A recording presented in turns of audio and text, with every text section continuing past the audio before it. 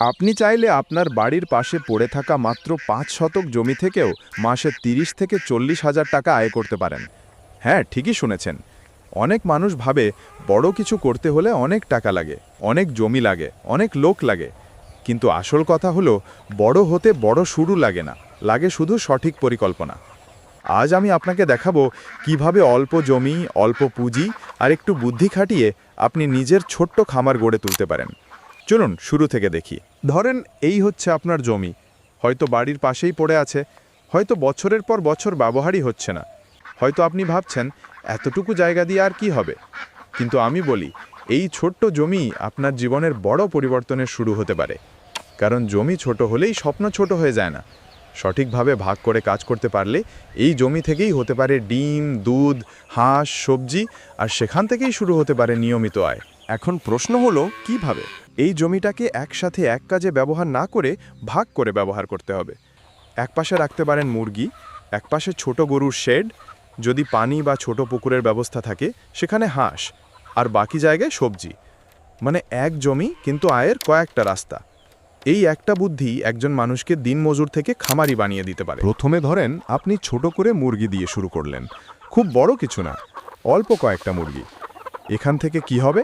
ডিম আসবে, বাচ্চা হবে, ছোট খামার ধীরে ধীরে বড় হবে। সবচেয়ে বড় কথা, প্রতিদিন কিছু না কিছু ক্যাশ ফ্লো শুরু হবে।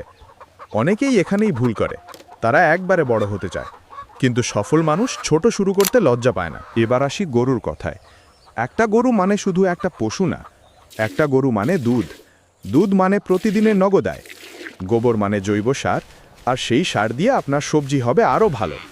মানে খামারের এক অংশ আর এক অংশকে সাহায্য করবে। এই কারণেই স্মার্ট ফার্মিংয়ে সব কিছু একে অন্যের সঙ্গে যুক্ত থাকে। যদি ছোট পুকুর থাকে কিংবা পানি জমার মতো জায়গা থাকে, সেখানে হাঁস পালন করতে পারেন। হাঁস এমন একটা জিনিস যেটা অনেক সময় খুব কম যত্নে ভালো ফল দেয়। ডিম দেবে, মাংস দেবে, আর আপনার আয় বাড়াবে। অনেক মানুষ জমি দেখে শুধু মাটি দেখে, কিন্তু একজন বুদ্ধিমান মানুষ জমি দেখে সুযোগ দেখে। এবার ধরেন বাকি জায়গায় আপনি সবজি লাগালেন, লাউ, শাক, মরিচ, বেগুন, পেঁপে, যেটা এলাকায় চলে। এখানে লাভ দুইভাবে: এক, নিজের পরিবারের খরচ বাঁচবে; দুই, বাজারে বিক্রি করে বাড়তি আয় হবে।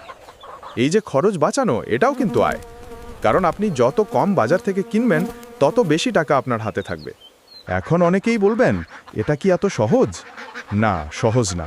পরিশ্রম লাগবে, সময় লাগবে, ধৈর্য লাগবে, কিন্তু অসম্ভব না। আজ যারা সফল খামারি, তারা একদিন শূন্য থেকেই শুরু করেছিল।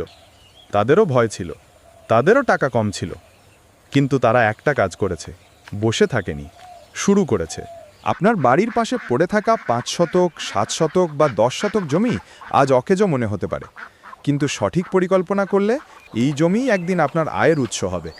হয়তো শুরুটা ছোট হবে, কিন্তু ছোট শিকারি থেকেই বড় ফল আসে। তাই অন্যের দিকে তাকিয়ে থাকবেন না, চাকরির আশায় শুধু সময় নষ্ট করবেন না। নিজের জমিকে কাজে লাগান, নিজের হাতে কিছু শুরু করুন। মনে রাখবেন, স্বাবলম্বী হওয়ার পথ অনেক সময় নিজের বাড়ির পাশের জমি থেকেই শুরু হয়। আপনি চাইলে পারবেন, শুরুটা আজই হতে পারে।